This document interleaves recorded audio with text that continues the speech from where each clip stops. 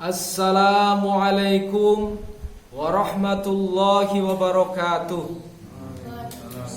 Alhamdulillahi rabbil alamin, wal aqibatu lil muttaqin, wassalatu wassalamu ala asrafil anbiya'i wal mursalin, wa ala alihi wa sahbihi ajma'in, amma ba'd. Wa qala Allah ta'ala fi kitabihil karim, a'udzu billahi minasy syaithanir rajim. Afa hasibtum annama khalaqnakum abasaw wa annakum ilaina la turja'un. Fata'ala Allahul malikul haq, la ilaha illa huwa rabbul arsyil karim, amma ba'd. Hadirin rahimani wa rahimakumullah, kita bersyukur kepada Allah Subhanahu wa taala karena pada pagi hari ini Allah Subhanahu wa taala memberikan kekuatan kepada kita untuk hadir memenuhi panggilan Allah, yaitu sholat subuh berjamaah. Ya, ini adalah merupakan salah satu nikmat yang sangat besar. Karena terkadang seseorang jangankan bisa hadir untuk memenuhi sholat jamaah, untuk bangun saja susah, gitu ya. Menjalankan sholat subuh saja susah, apalagi sholat berjamaah, ya kan? Banyak dijumpai satu masjid yang imam adzan sendiri, qomat sendiri, jadi imam sekaligus jadi makmum, ya. Nah, alhamdulillah kita semuanya bisa hadir untuk melakukan sholat berjamaah. Ini kasih sayang Allah kepada kita semuanya. Amin ya robbal alamin. Semoga kita diberi kekuatan, ya, untuk hadir dengan senang, dengan gembira memenuhi panggilan Allah Subhanahu wa taala, ya. Mengapa Allah Subhanahu wa taala memanggil kita? Karena kasih sayang Allah kepada kita, ya. Karena kita membutuhkan Allah Subhanahu wa taala. Tapi Allah tidak membutuhkan kita, ya. Sebagaimana seorang tua yang anaknya sedang bermain di pinggir laut, ya, maka saking sayangnya orang tua dipanggil anaknya, jangan di situ, ayo ke sini, ya. Jadi dipanggil bukan kebutuhan orang tua sebenarnya, tetapi itu kebutuhan anak, dipanggil supaya selamat, ya. Kalau dibiarkan saja kecemplung laut dia mati, ya kan? Maka kasihan. Begitulah sesungguhnya Allah Subhanahu wa taala, rasa cintanya kepada kita, dipanggil, ayo tunaikan sholat, nanti engkau dapat bahagia. Hayya 'alas sholah, hayya 'alal falah. Ayo sholat, Anda akan mendapatkan kebahagiaan, kan gitu, ya. Jadi apabila ada orang tua yang membangunkan kita semuanya, itu tanda kasih sayang yang luar biasa, ya. Kasih sayang. Kalau orang tua sudah tidak kasih sayang kepada anaknya, dibiarkan kecemplung laut, ya, dibiarkan sholat karepmu, karepmu neraka, ya, untuk kamu, surga untuk kamu, itu kan. Kalau orang tua kayak gitu berarti tidak peduli sama anak. Tanda sudah jengkelnya sudah tidak terbatas lagi, gitu ya. Nah, jadi tanda cinta kasih sayang Allah Subhanahu wa taala kepada hambanya itu dipanggil oleh Allah Subhanahu wa taala, ya.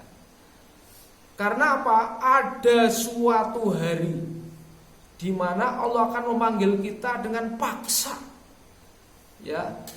Kemarin setelah kita membaca suratun Naba, ya, maka diteruskan dengan An-Nazi'at. Ayat pertama gimana? Krom. Wan nazi'ati ghurqa. Apa artinya? Wah, itu ya, demi malaikat yang mencabut nyawa dengan sekeras-kerasnya, ya, dengan kerasnya. Coba bayangkan, seandainya Allah sudah marah kepada kita, Dia akan perintahkan malaikat untuk cabut nyawa dengan keras. Apa yang akan terjadi? Ya, apabila malaikat datang kepada kita untuk memanggil, diseret kita kepada Allah, dipanggil dengan paksa, dicabut dengan kerasnya. Wan nazi'ati gharqa. Dan di sini Allah Subhanahu wa taala ya dalam ayat ini menggunakan kata wa. Ya, tapi wa di sini bukan dan ya, karena wa-nya di sini wa apa? Wa qasam, ya.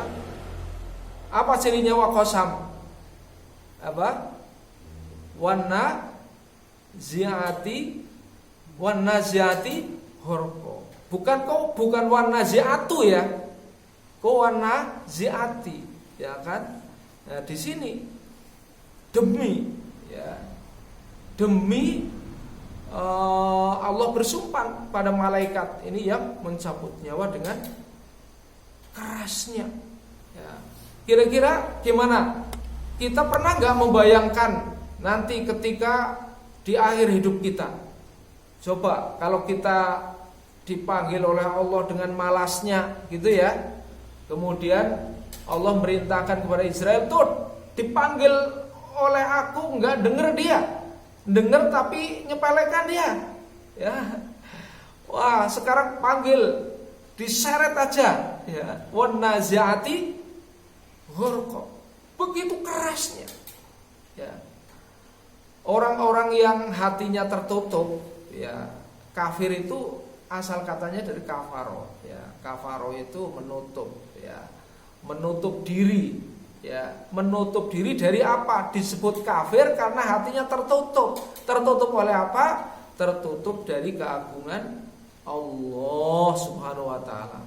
Ya, tertutup dari kenabian Nabi Muhammad sallallahu alaihi wasallam, ya.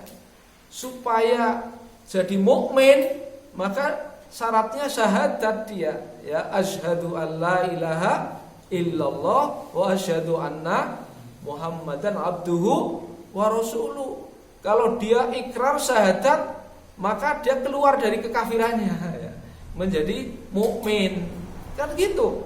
Ya enggak? Ya, tapi sebenarnya kita tidak cukup hanya mengucapkan syahadat.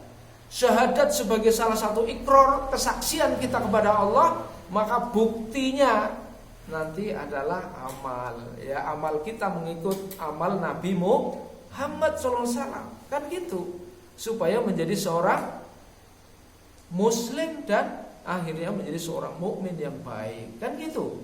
Nah, oleh karena itu ayat berikutnya setelah wan nazi'ati gharqa, apa masih krom? Wasabihati, apa? Wan nasyitati nasto, ya, wana syitoti nasto, dan demi malaikat yang mencabut nyawa dengan lembutnya.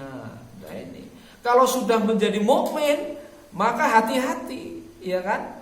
Allah sendiri nanti akan katakan kepada malaikat pencabut nyawa, hati-hati tuh hambaku taat, ya. Dicabut dia nyawa dengan lembut, kan gitu ya.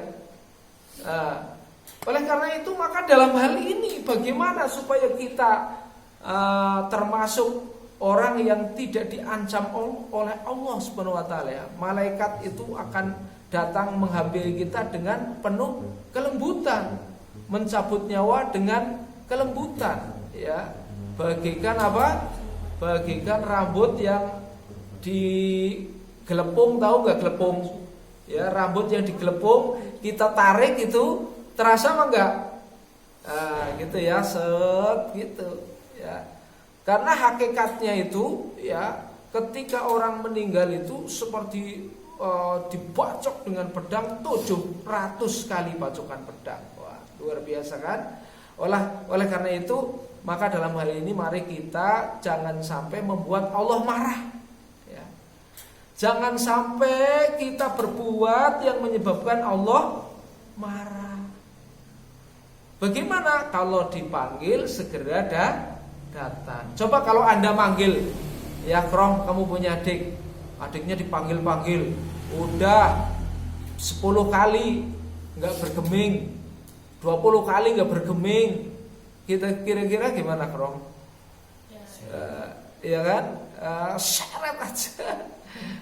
Apalagi kalau itu terkait dengan menyelamatkan, ya. Sesungguhnya misalnya adikmu bermain di dekat rel, ada sepur misalnya gitu ya, dipanggil-panggil enggak datang, dia malah asik mendekati rel. Kira-kira gimana? Kalau sudah dekat yuk diseret, ya kan?